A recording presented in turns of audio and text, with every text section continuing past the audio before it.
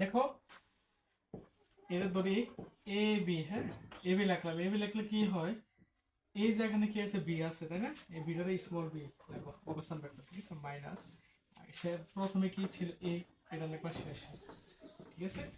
যে কোনো কিছু মনে করো এ জি, তো এ জি যদি লিখতে যাও তাহলে আগে কি লিখবা স্মল বি, স্মল জি, ঠিক আছে, বিয়োগ এটা কি এ না, এটা লিখবা স্মল এ, ঠিক আছে।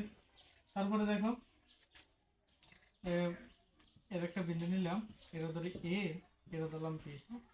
এখানে যদি পি নেই, পি বিন্দু নেই, তাহলে উভয়ের সংযোজক যেহেতু উভয়ই পাইবে তাই না, তাহলে তুমি লিখতে পারো কি পি সমান সমান কি হাফ অফ বা এ প্লাস বি সমান সমান ডিভাইডেড কি টু, ঠিক আছে। পি বিন্দু যখন নিবা তো দুটোটা কি যোগফল না, যোগ দিয়ে তো দুই দ্বারা ভাগ দিবা, ঠিক আছে। তখন দুই দ্বারা ভাগ দিলে একটা অংশ পাইলে আর একটা অংশ পাইতে পারো, ঠিক আছে।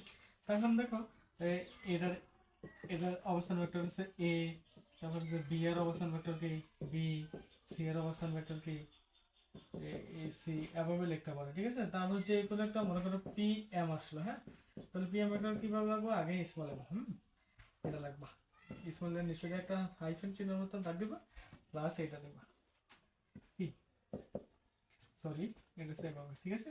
এভাবে সবগুলো কাজ করতে হবে অবস্থান ভেক্টর দিয়ে। আশা করা যায় সবাই অবস্থান ভেক্টরের অবস্থান ভেক্টরটা সহজ ভাষা বুঝতে পারছো।